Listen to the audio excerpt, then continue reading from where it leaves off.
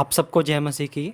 आज के मनन के लिए हम उत्पत्ति की पुस्तक उसका 24 अध्याय उसकी 7 आयत को पढ़ेंगे। स्वर्ग का परमेश्वर यहोवा, जिसने मुझे मेरे पिता के घर से और मेरी जन्मभूमि से ले आकर मुझसे शपथ खाकर कहा कि मैं यह देश तेरे वंश को दूंगा, वही अपना दूत तेरे आगे आगे भेजेगा कि तू मेरे पुत्र के लिए वहाँ से एक पत्नी ले आए। मैं आज के इस छोटे से मनन को मैं एक शीर्षक देना चाहूँगा, प्रभु यीशु में विश्वास के कदम। ये जो मैंने आपके सामने वचन पढ़ा है, आप सभी इस कहानी को जानते हैं। उत्पत्ति का 24 अध्याय, जिसमें अब्राहम अपने दास को एलियाजर, जिसको माना जाता है, उनको अपने बेटे के लिए एक पत्नी को लाने के लिए भेजते हैं जो कि उनके वंश में से होगी। और यहाँ पर हम 12वीं आयत में देखते हैं कि एलियाजर अब्राहम के परमेश्वर से प्रार्थना कर रहा है। बाइबल में हम कहीं पर इस बात को नहीं देखते कि एलियाजर ने परमेश्वर से बात की हो, या फिर इस 24 अध्याय से पहले, या फिर यहोवा ने खुद एलियाजर से दर्शन देकर उनसे या फिर उनसे बात की हो। लेकिन हम जिस बात को हम यहाँ पर देख सकते हैं कि एलियाजर ने ज़रूर से अब्राहम के जीवन को देखा और अब्राहम के चाल चलन को देखकर उसने परमेश्वर से प्रार्थना करना सीखा। मैं आज आपको, जो मैंने आपको शीर्षक दिया है प्रभु यीशु में विश्वास के कदम, कुछ इसी रीति से अब्राहम ने अपने जीवन में 12 अध्याय में उत्पत्ति की वो विश्वास का कदम उठाया था। और जब भी हम अपने जीवन में विश्वास का कदम उठाते हैं तो हम कभी भी खाली हाथ नहीं चलते, लेकिन जिस रीति से अब्राहम के पास वो वायदा परमेश्वर का आया, उसी रीति से आप सबके जीवन में, मेरे जीवन में वो सेम वायदे परमेश्वर ने हमको दिए हैं।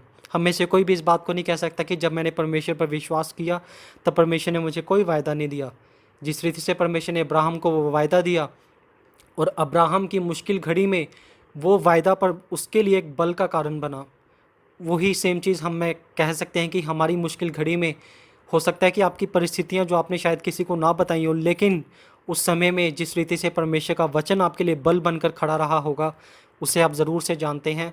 और सेम रीति से एलियाजर भी परमेश्वर से जब प्रार्थना करता है तो ये जो वचन 7वीं आयत में एलियाजर को अब्राहम के द्वारा मिला कि यहोवा अपना दूत तेरे आगे आगे भेजेगा, इस वचन ने ज़रूर से एलियाजर को स्ट्रेंथन किया होगा, उसे बल दिया होगा। और जब हम आगे पढ़ते हैं, हम देखते हैं कि किस रीति से एलियाजर के लिए परमेश्वर उसकी प्रार्थना का उत्तर देते हैं। और सबसे अच्छी जो बात मुझे लगती है, खूबसूरत बात लगती है, कि 27 आयत को जब हम पढ़ते हैं, वहाँ पर एलियाजर परमेश्वर को धन्यवाद कहता है और वो इस प्रकार से कहता है कि परमेश्वर ने मेरी भी प्रार्थना को सुन लिया है। और यहाँ पर हम देखते हैं कि किस रीति से, अद्भुत रीति से परमेश्वर ने एलियाजर के लिए जो मार्ग खोले, उसको एक मिरेक्लस वे में परमेश्वर ने उसको आंसर किया। सेम चीज़ हम अब्राहम के साथ देखते हैं। तो अब्राहम के जीवन को हम देखते हैं तो अब्राहम के जीवन में बहुत सारी परेशानियां थी। उसको 25 साल अपने बेटे के लिए, जो उसको वायदे का बेटा उसको मिलना था, वो वंश जिससे परमेश्वर का जो प्रॉमिस है वो पूरा होना था, वो उसको अभी तक नहीं मिला था। उसके 25 साल में उसने बहुत सारी प्रॉब्लम्स को फेस ज़रूर से किया होगा और बहुत सारी मुश्किलें उसे आई होंगी। बहुत बार उसे आशाहीन लगा होगा, लेकिन बार बार हम देखते हैं कि परमेश्वर के जो वायदे थे वो उसके पास पहुंच रहे थे और परमेश्वर के वायदे ने उसे स्ट्रेंथन किया। और इन्हीं वचनों के कारण अब्राहम ने परमेश्वर पर निर्भर रहना सीखा। अब्राहम ने परमेश्वर के वायदों पर निर्भर होना सीखा। और सबसे आखिरी बात जो अब्राहम के लिए थी कि अब्राहम परमेश्वर को पर्सनली खुद वो जानने पाया था। तो यही सेम चीज़ हम अपने जीवन में देखते हैं। जब भी हम विश्वास का कदम उठाते हैं, सबसे पहली चीज़ है कि परमेश्वर का वायदा हमारे पास पहुंच जाता है।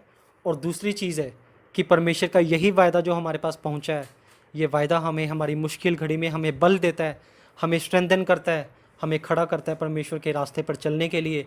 तीसरी चीज़ जो ये परमेश्वर पर विश्वास करने के लिए जो हमने कदम उठाया, जो हमें सिखाता है कि ये जो वायदा परमेश्वर ने हमें दिया है, परमेश्वर हमें इन वायदों पर निर्भर होना भी सिखाता है कि हम इस वचनों पर भरोसा करें, हम इन वायदों पर भरोसा करें जो परमेश्वर ने हमें दिए हैं।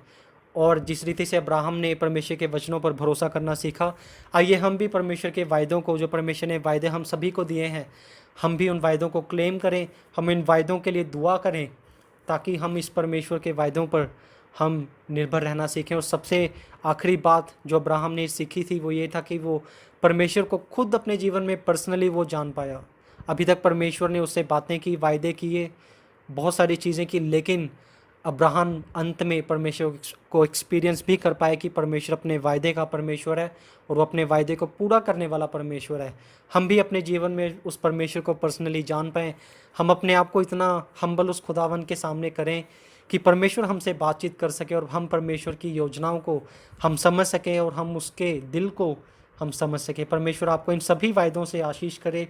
जिस तरह यूहन्ना की पहले अध्याय की 14 आयत में लिखा है कि वचन देहधारी हुआ और हमारे बीच में डेरा किया, ये वही वचन है जो अब्राहम को मिले थे। और अगर ये अब्राहम के साथ साथ चले हैं तो ये सेम वचन जो देहधारी हो चुका है यीशु मसीह, वो आप सभी के साथ है।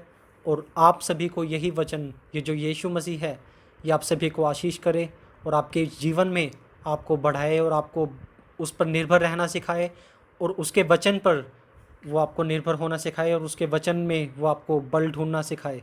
परमेश्वर के इन वचनों के द्वारा आप सभी को आशीष मिले। Praise the Lord.